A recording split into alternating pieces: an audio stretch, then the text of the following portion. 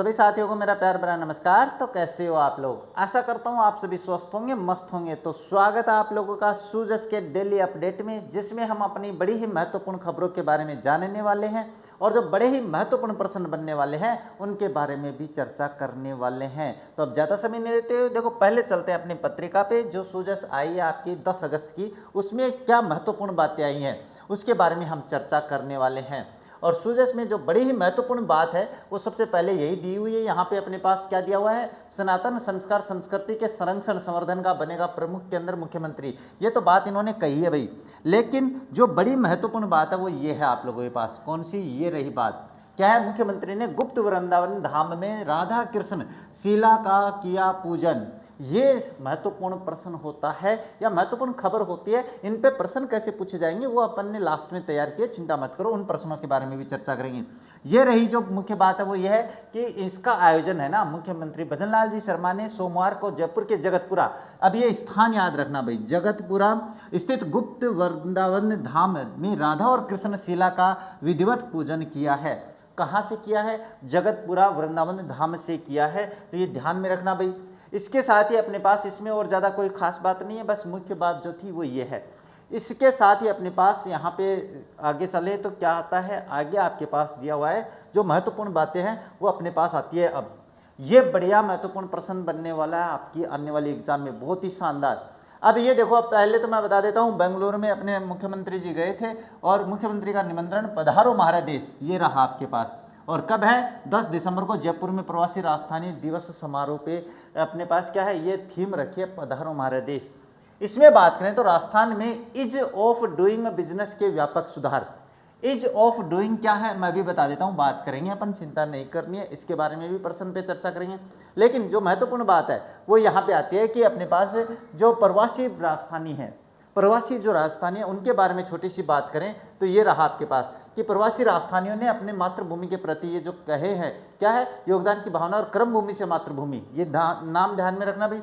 कर्म भूमि से मातृभूमि की तरफ अभियान में दिखाया है और पूरे उत्साह, निष्ठा और जिम्मेदारी के साथ अपनी भागीदारी भी निभाई है। इसमें अपन बात करें तो दिया है, यानी अपने पास जब अपने कहाँ कर्नाटक में पहुंचे हैं अपने मुख्यमंत्री जी, उस जहाँ पे अपन बात कर लेते हैं। अभी चिंता मत करो, मैं सारी बातें समझा देता हूँ। इसमें साथ ही उन्होंने प्रवासी राजस्थानियों से राजस्थान का विकास यात्रा में सक्रिय भागीदारी निभाने का आह्वान भी किया था वहाँ पे जाके। इसके बाद में क्या किया है इन्होंने? क्या मुख्यमंत्री बेंगलुरु में आयोजित प्रवासी राजस्थानी संगम कार्यक्रम का संबोधित कर रहे थे भाई। इस दौरान इन्होंने कहा कि प्रधानमंत्री, ये अपने आगे की बात है, मुख्यमंत्री जी ने ये छोड़िए, ये अपने पास, हाँ, इसमें अगर बात करें तो जो मुख्य बात है वो आ जाती है कि मुख्यमंत्री ने प्रवासी राजधानियों को 10 दिसंबर 2026 को आयोजित होने वाले प्रवासी राजधानी दिवस, ये ध्यान में रख लेना भाई, प्रवासी राजधानी दिवस कब? 10 दिसंबर 2026, जो मैंने बता दिया, मैं क्या आमंत्रण किया है भाई। साथ ही कर्नाटक में राजस्थान की भवन स्थापना की मांग पर मुख्यमंत्री ने कहा कि प्रवासी राजधानियों को स्थायी सांस्कृतिक और सामाजिक और प्रशासनिक केंद्र उपलब्ध कराने के उद्देश्य से कर्नाटक सरकार से संपर्क किया और इस पर हर संभव प्रयास किए जा रहे हैं। कहने का मतलब है कर्नाटक में अपने पास एक भवन निर्माण की बात की जा रही है, जिससे क्या होगा कि अपने पास जो प्रवासी राजस्थानी है जो कर्नाटका में है वो वहाँ पे जाकर अपने पास किसी भी कार्यक्रम में भाग ले सके और अपनी संस्कृति को बनाए रख सके। प्रवासी राजस्थानियों से जुड़ाव के लिए कहा है इन्होंने। अब इनमें अपने पास जो पॉइंट्स है ना, इनको ध्यान से समझना। क्या है? मुख्यमंत्री ने कहा कि जो अपनी मिट्टी को याद रखता है उसकी मिट्टी भी उसे कभी नहीं बुलाती। इस भावना के साथ राज्य सरकार ने प्रवासी राजस्थानी के लिए कई महत्वपूर्ण निर्णय लिए हैं। इसमें निर्णय लिए हैं उनके बारे में बात करें तो देखो यहाँ पे रहे, domestic and overseas Rajasthani affairs विभाग का गठन किया है। कर राजस्थान, ये ध्यान में रखना। क्या है? डोमेस्टिक, ये ध्यान में रख लेना भाई। आपके पास क्या है? डोमेस्टिक ओवरसीज राजस्थानी करंट क्या राजस्थानी अफेयर्स विभाग का गठन कर प्रवासी राजस्थानियों से नियमित समन्वय स्थापित किया जा रहा है। यानी कहने का मतलब आपको किसके बारे में याद रखना है? ये डोमेस्टिक एंड ओवरसीज के बारे में आपको याद रखना है। राजस्थानी अफेयर्स और विभाग का गठन किया भाई। सामाजिक क्षेत्र में योगदान देने के इच्छुक प्रवासियों की सुविधा के लिए राजस्थान डेवलपमेंट सपोर्ट पोर्टल शुरू किया है। कौन सा किया भाई? राजस्थान डेवलपमेंट सपोर्ट पोर्टल, भी आपको नाम याद रखना है। इसके बारे में भी क्या याद रखेंगे? इसके बाद विदेश मंत्रालय के सहयोग से जयपुर में विदेश संपर्क कार्य आयोजित कर प्रवासियों की चुनौतियों के समाधान पर विमर्श किया गया। मुख्य बात ये इंपॉर्टेंट हो जाती है, ये इंपॉर्टेंट हो जाती है। इसके बाद में क्या है, मुख्यमंत्री जी ने बाकी क्या दिया, rising Rajasthan global investment summit के बाद बेंगलुरु की टेक्नोलॉजी और राजस्थान का उद्यमशीलता को मिलाकर विकास का नया आयाम। ये छोड़ो भाई, व्यापार केवल ट्रांजैक्शन तक सीमित नहीं रहना चाहिए बल्कि ट्रांसफॉर्मेशन का माध्यम भी बनना चाहिए। तो चलिए इसको भी छोड़ देते हैं। प्रवासी राजस्थानियों से व्यापार को केवल बैलेंस शीट तक न रखकर सेवा और सामाजिक सरोकारों के माध्यम से राजस्थान को समृद्ध बनाने में योगदान देने का आह्वान किया है। अच्छा, इसके बाद में क्या और पॉइंट्स आ रहे हैं इसमें पॉइंट्स जो आ रहे हैं वो यहाँ से आ रहे हैं। राह पर क्या दिया हुआ है, तेज आर्थिक विकास की राह पर राजस्थान। इसमें अगर अपन बात करें तो क्या मुख्य जो बातें हैं वो यह है कि राजस्थान देश की 7वीं सबसे बड़ी अर्थव्यवस्था है, तो ये ध्यान में रखना। राज्य की जीएसडीपी की बात करें तो जैसे जीडीपी है ना, वैसे जीएसडीपी की बात करें तो वृद्धि 12% से अधिक है और प्रति व्यक्ति आय 2 लाख रुपए से अधिक आंकी गई है। ये भी इंपॉर्टेंट प्रश्न हो जाता है भाई, ये जो क्षेत्र है ना ये प्रश्न इंपॉर्टेंट हो जाता है, याद रखना भाई।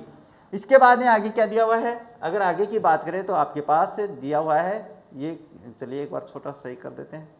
हाँ, यहाँ पे देख लो, राज्य सरकार ने राजस्थान की अर्थव्यवस्था को 2030 तक, ये ध्यान में रखना भाई, 2030 तक 350 बिलियन डॉलर और 2047 तक 20 लाख से 2047 में अपने पास क्या है 4.3 ट्रिलियन डॉलर तक पहुंचाने का संकल्प लिया है। ये संकल्प वाले प्रश्न पूछ सकते हैं भाई। इसके बाद में राज्य सरकार ने कारोबार को सुगम बनाने के लिए कई महत्वपूर्ण पहल की, जिसमें एमएसएमई के लिए कंसेंट टू ऑपरेट, ये ध्यान में रखना भाई, कंसेंट टू ऑपरेट की अधिकतम समय सीमा 120 दिन से घटाकर 30 दिन कर दी है। तो ये ध्यान में रखना, कंसेंट टू ऑपरेट में अपने पास दिनों की संख्या 120 से घटाकर 30 कर दी गई है। इसके बाद में दूसरी चीज बात करें तो क्या दिया हुआ है इसमें, दूसरी जो बात है वो आती है ये इंपॉर्टेंट बात है भाई। यहाँ पे क्या कहा है, अप्रदूषणकारी व्हाइट कैटेगरी उद्योगों की सूची 104 से बढ़ाकर 877 कर दी गई है। यानी जिसमें थोड़ा बहुत भी पोल्यूशन हो रहा था उसको अपने पास समाप्ति की तरफ किया है और 104 से बढ़ाकर 877 की गई है। क्यों की गई है, इससे क्या होगा, अपने पास जो उद्योग धंधे हैं वो ज़्यादा स्थापित होंगे क्योंकि वो अपने पास पोल्यूशन के उस कैटेगरी में नहीं आएंगे जिससे अपने पर्यावरण को नुकसान होगा। यहाँ पे करने के बाद में निवेशकों की सुविधा के लिए राज्य की सिंगल विंडो प्रणाली राज निवेश के माध्यम से, सिंगल विंडो निवेश कौन सी, राज निवेश के माध्यम से प्रदान की जा रही है, सेवाओं का विस्तार किया गया है। इसके बाद में जो मुख्य इंपॉर्टेंट और बात आती है वो आती है इंडस्ट्रियल पार्क प्रमोशन पॉलिसी 2026 के माध्यम से औद्योगिक क्षेत्र और पार्कों के सुव्यवस्थित विकास को बढ़ावा दिया जा रहा है और बाकी इसमें कुछ है नहीं। चलिए इसके बाद में बात करते हैं तो ये आ जाती है प्रवासी राजस्थानियों का प्रदेश से गहरा नाता, सामाजिक सरोकार के कार्यों को दे मजबूती, ये मुख्यमंत्री जी ने कहे हैं। इसके बाद में अपने पास जो कदम उठाए गए हैं इसमें बात करें तो क्या है, ये अपने रहा प्रवासी राजस्थानी अपने अनुभव, वैश्विक नेटवर्क और विशेषज्ञता के जरिए राजस्थान की विकास यात्रा को गहरी गति से देने की सहभागी करें। इसमें इसको छोड़ देते हैं। हाँ, ये देखते हैं भाई, यहाँ पे आ जाओ। इस कड़ी में प्रवासियों के सहयोग से अब तक 20,000 से अधिक भूजल रिचार्ज एवं जल संरक्षण संरचनाओं का निर्माण पूरा हो चुका है। ये भी अच्छी बात है।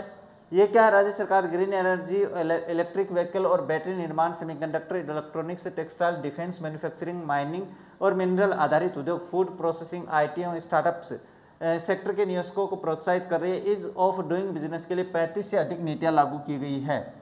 इज ऑफ डूइंग बिजनेस का मतलब होता है अपने लिए जो बिजनेस स्थापित करते हैं उनको बढ़ावा देने के लिए ये कदम है वो उठाए जा रहे हैं भाई। इसके बाद में बात करें तो क्या दिया हुआ मुख्यमंत्री जी ने उद्योगपति निवेशों में से संवाद की है, वो अपने पास ये देख लेना आप लोग। ये ज़्यादा कोई खास बात नहीं है, जो इंपॉर्टेंट बात थी वो मैंने बता दी है। ये बढ़िया महत्वपूर्ण बात होती है भाई। यहाँ पे बहुत ही शानदार बात बता देते हैं। क्या है, अनूठा रामगढ़ क्रेटर जो कि अपने पास 75,000 साल पहले की बात कह रहे हैं कि 75,000 साल पहले अपने पास जो उल्का पिंड टकराया था उससे बना भाई। सुगंधित लहसुन और पौष्टिक चिरौंजी, ये ध्यान में रखना क्या है। ये मैं बता देता हूँ कि 12 जिला काली सिंध और पार्वती और परवन नदियों के बीच बसा है, जबकि चंबल इसकी मुख्य नदी है। यह जिला सर्वाधिक संरक्षित वनों के लिए प्रसिद्ध है। सोरसन गांव क्षेत्र का एकमात्र स्थान है जहां ब्राह्मणी माता की प्रतिमा की पीठ की पूजा की जाती है।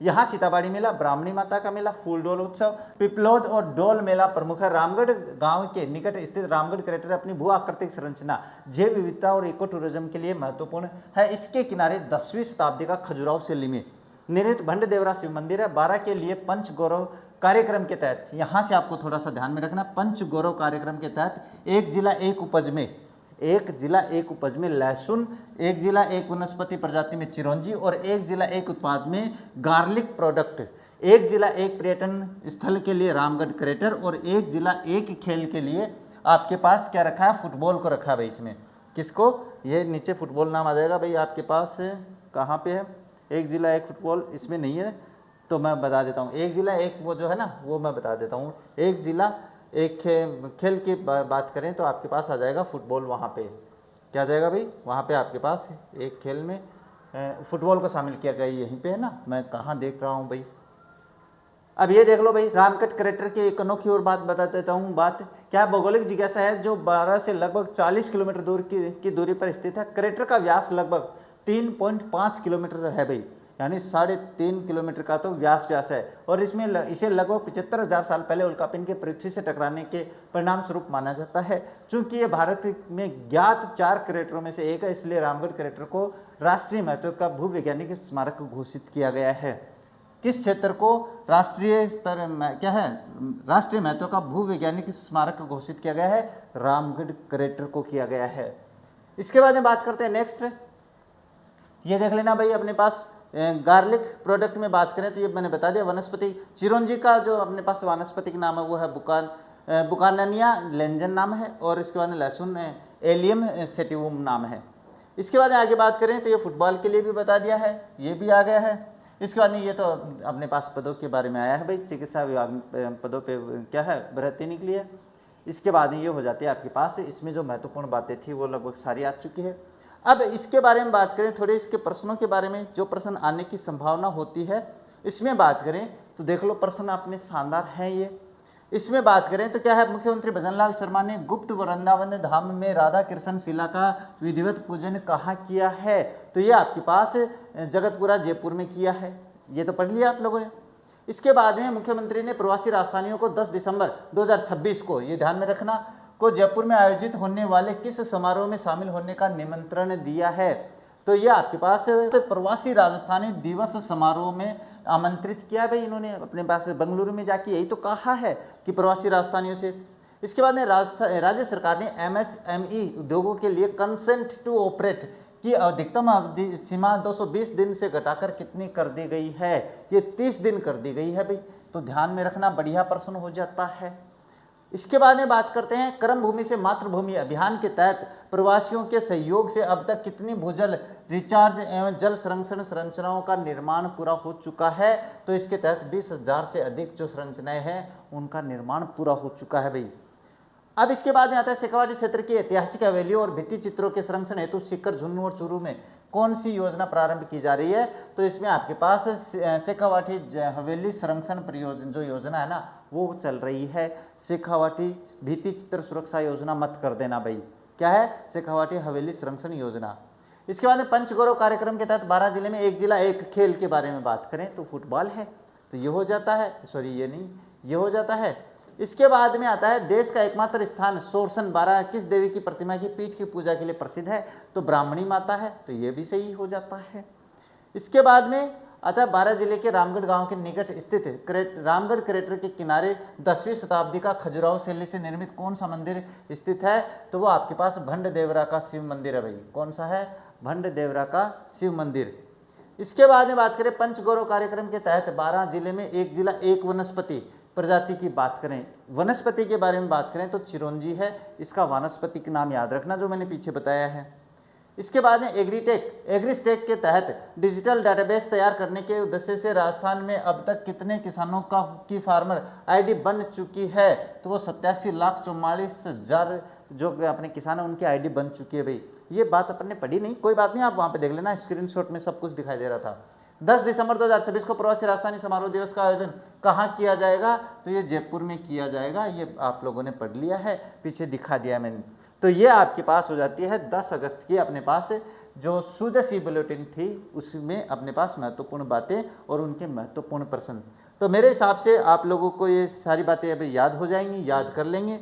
अब से ये छोटी सी बात और चेंज कर लेंगे, चिंता नहीं है, सारा कुछ अपन चेंज करते चलेंगे। इसमें महत्वपूर्ण जो तथ्य है ना उन्हीं को अपन क्या है अंडरलाइन करेंगे, बाकी सारी बातें हम एक बार नहीं पढ़ेंगे। क्यों? क्योंकि बाकी बातों को हम ऐसे ध्यान में क्या है टाइम वेस्ट हो जाता है ना, तो ये टाइम वेस्ट भी नहीं करने वाले हैं। तो आशा करता हूँ वीडियो पसंद आया होगा। वीडियो पसंद आया तो वीडियो को लाइक और शेयर जरूर कर देना।